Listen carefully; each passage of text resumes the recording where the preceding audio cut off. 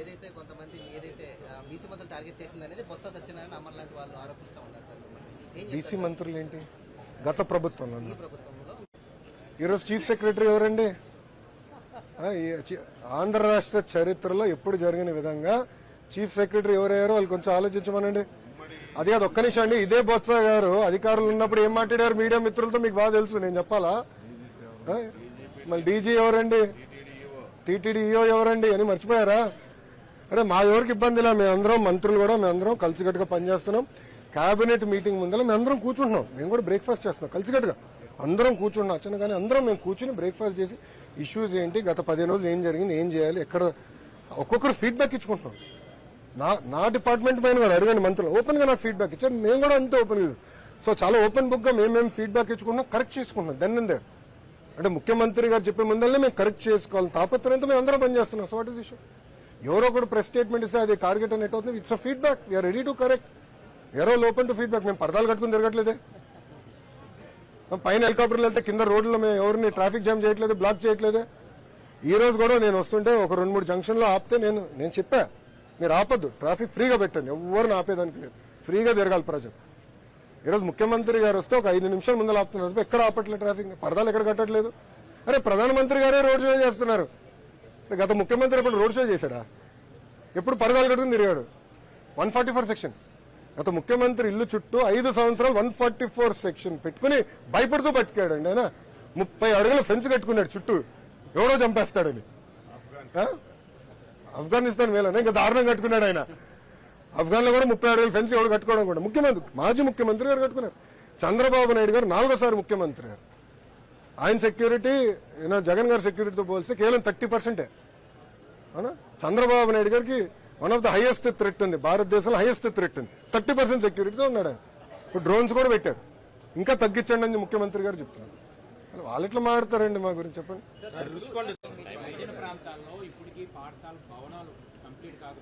అవునమ్మా, అవునమ్మా, అవునమ్మా. అమ్మా కేవలం ఏజెన్సీ ఏరియాలోనే కాదు, నేను మొన్న మీరు పోయినసారి వచ్చినప్పుడు శ్రీకాకుళం జిల్లాకి వెళ్ళా, శ్రీకాకుళం పట్టణంలో ఉన్న మున్సిపల్ పాఠశాలకి వెళ్ళా. ఆ రోజు పెద్ద ఎత్తున వర్షం పడింది. అక్కడ నేను చూసా బిల్డింగ్ మొత్తం కారింది. సో ఒక బిల్డింగ్ లో మొత్తం కారితే పిల్లలందరినీ ఒకే రూమ్ లో పెట్టి 2 రూమ్లో పెట్టి పాఠాలు చెప్తున్నారు ఉపాధ్యాయులు. మీరు నా స్పీచ్ కూడా చూస్తే ఫస్ట్ అన్ని బిల్డింగ్స్ లీక్ ప్రూఫ్ చేయాలి, ఒక కోట్ పెయింట్ వేయాలి, బేసిక్ బెంచెస్ ఇవన్నీ చేయాలి. సో మా ఎస్టిమేట్ ప్రకారం సుమారు 5,000 కోట్ల రూపాయలు ఇన్ఫ్రాస్ట్రక్చర్ కోసం ఖర్చు అవుతుంది, అవసరం ఉంది.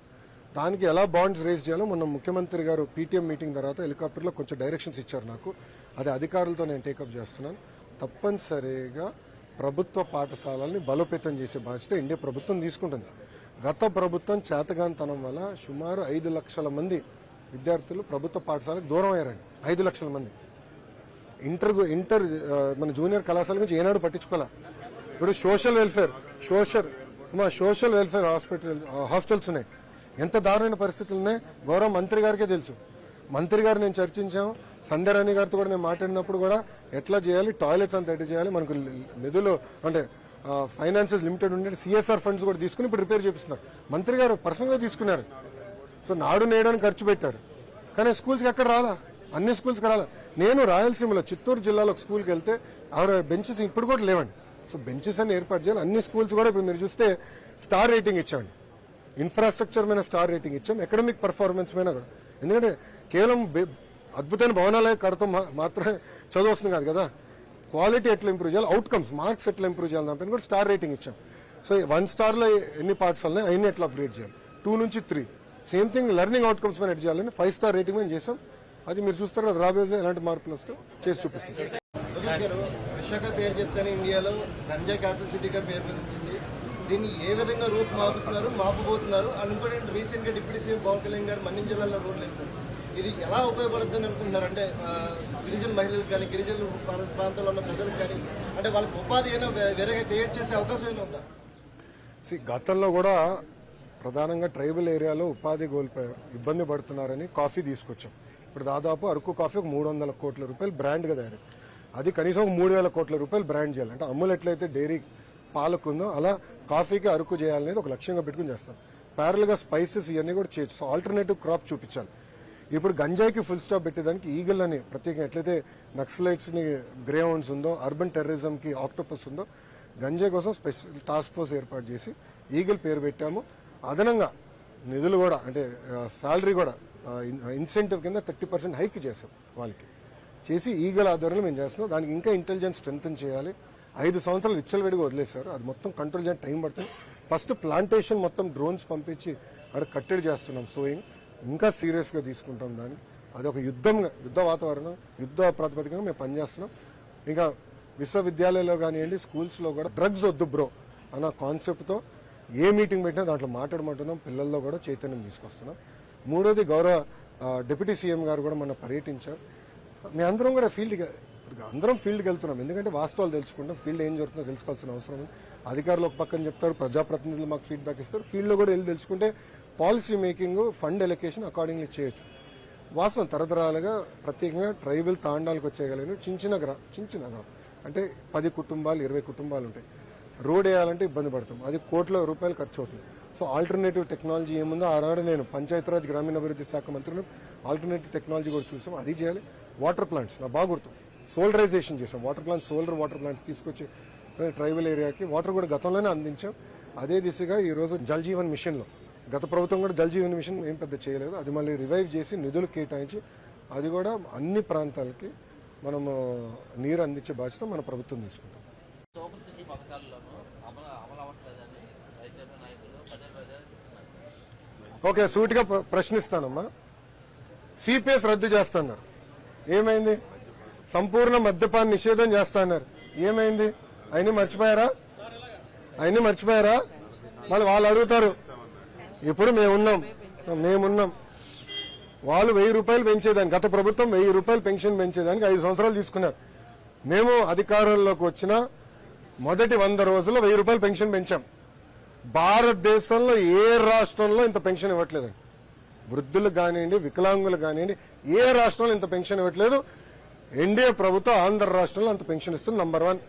రెండోది, అన్న క్యాంటీన్ మూసేసింది ఎవరు? వైకాపా ప్రభుత్వం. మూసేసిన అన్న క్యాంటీన్ తిరిగి ప్రారంభించింది ఎవరు? ఎన్డీఏ ప్రభుత్వం. రెండోది. మూడోది, దీపం పథకం హామీ ఇచ్చాం, అమలు చేశాం. తల్లికి వందనం మేము డేట్స్ ఇచ్చాం. రైతులకు ఇవ్వాల్సింది కూడా మేము డేట్స్ ప్రకటించాం. మత్స్యకారులు కూడా మేము చెప్పాం. ఇప్పుడు అడుగుతున్నారు, నేను అడుగుతాను, ఎందుకు మీరు బకాయిలు పెట్టారు? మళ్ళీ ఫీ రీయింబర్స్మెంట్ బకాయిలు మీరు ఎందుకు పెట్టెళ్లారు? స్కూల్ కిట్ కి 1000 కోట్ల రూపాయలు బకాయిలు పెట్టెళ్లారు. ఆ బకాయిలు మేము చెల్లిస్తున్నాం.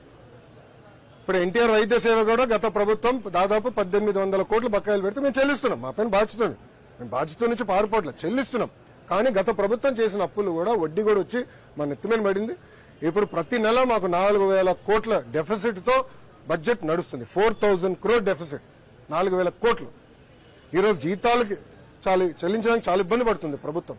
కానీ కేంద్ర ప్రభుత్వ సహకారంతో లిటరలీ మేము నెట్టుకుని వస్తున్నాం. ఇంకా టైం పడుతుంది. విధ్వంసం మామూలుగా చేయలేదు. నేను వెళ్ళి ఒక కంపెనీని కలిస్తే వాళ్ళు ఒకటే అడుగుతున్నారు, మీరు హామీ ఇస్తారా మళ్ళీ జగన్మోహన్ రెడ్డి ముఖ్యమంత్రి అవడానికి? నన్ను అడిగారు. అదేంటి ఇట్లా అంటే గతంలోనే ఇబ్బంది పడ్డాం కదా. గతంలో ఇట్లానే రెన్యూబుల్ ఎనర్జీ పీపీఎల్ క్యాన్సిల్ చేశాడు, లూలు తరిమేశాడు, ఇట్లా అనేక కంపెనీలు తరిమేశాడు. కియా మోటార్స్ కూడా బాగా ఇబ్బంది పెట్టారు. సో మీరు మాకు గ్యారంటీ ఇస్తారా జగన్మోహన్ రెడ్డి అనే వ్యక్తి ఆ పార్టీ అధికారంలోకి రాదు, అప్పుడు మేము వచ్చి పెట్టుబడి పెడతామని చెప్తున్నా. లిటరలీ బాండ్ పేపర్ మీద నన్ను సంతకం పెట్టమంటున్నారు. అంత విధ్వంసం జరిగిందండి. రాష్ట్రం దారి తప్పింది. ఇప్పుడు దారి తప్పిన రాష్ట్రాన్ని సరైన దారిలో పెట్టాల్సిన బాధ్యత మా ప్రభుత్వం పైన కలిసికట్టుగా మేము చేస్తున్నాం. ఆయన ఏం చేయాలో మాకే అర్థం అవట్లేదు. ఇప్పుడు చాలా సీరియస్ ఇష్యూ. 700 కోట్ల రూపాయలు అంటే 500 కోట్ల రూపాయలు బిల్డింగ్ కట్టేదానికి 200 సుమారుగా 200 కోట్ల రూపాయలు ఫైన్ పడింది మన పైన. ఎన్జీటీ ఫైన్ వేసింది. కొండ మీరు ఇటు కొట్టారని అంటే 700 కోట్ల రూపాయలు ఒక్క వ్యక్తి బతికేదానికి ఇల్లు కడతారండి. అది 300 కోట్లు పాత బిల్డింగ్ అంటే సుమారుగా 1000 కోట్లు. అంటే విచిత్రం ఏంటంటే ఒక్క వ్యక్తి బతికేదానికి 3 ఇళ్ళ 3 ఇల్లు ఉన్నట్టున్నాయి. మళ్ళీ ముఖ్యమంత్రి గారి మిస్సెస్ కి క్యాంప్ ఆఫీస్ అంటే అది చాలా వింతగా ఉంది నాకు. ఎందుకంటే గతంలో ఎప్పుడు ముఖ్యమంత్రి గారి మిస్సెస్ కి క్యాంప్ ఆఫీస్ అనేది మన ఆంధ్ర రాష్ట్ర చరిత్ర ఎప్పుడు లేదు. భారతదేశంలో కూడా ఎక్కడ ఉండదు. ముఖ్యమంత్రి మిస్సెస్ కి ఒక క్యాంప్ ఆఫీస్, మళ్ళీ ముఖ్యమంత్రి గారికి ఆఫీస్. అదే ఆఫీస్ అంటే చాలా అండర్ స్టేట్మెంట్.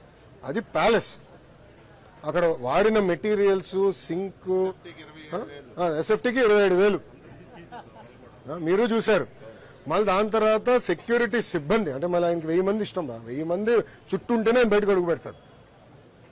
వివేకానంద రెడ్డి గారు వచ్చి చంపుతారని ఆలోచించాడు. 1000 మంది పెట్టుకుని తిరుగుతాడు ఆయన. మళ్ళీ వాళ్ళందరూ ఉండేది ఇంకొకటి. ఇప్పుడు దేనికి వాడాలో మాకే అర్థం అవట్లేదు. చాలా సీరియస్ ఇష్యూ అది కూడా ప్రజలకు ఓపెన్ చేయాలనేది ఆలోచనలో ఉన్నాం. ప్రజలు చూడాలి. ఎందుకంటే ఒక వ్యక్తి ఎలా ప్రజాధనాన్ని లూటీ చేసి ఒక వ్యక్తి బతికేదానికి ప్యాలెస్ కట్టుకున్నాడు. మనం చూస్తాం ఇతర దేశాల్లో డిక్టేటర్లు కూడా, సద్దాం హుస్సేన్ గారు ఇట్లా కొంతమంది ఉంటారు, డిక్టేటర్స్ ఉంటారు. సో డిక్టేటర్స్ లో వాళ్ళు ఎలా బతుకుతున్నారు, మన పౌల్ ఎస్కోబార్ వాళ్ళందరూ ఉన్న ఇల్లు చూస్తే నథింగ్, దీని ముందర నథింగ్.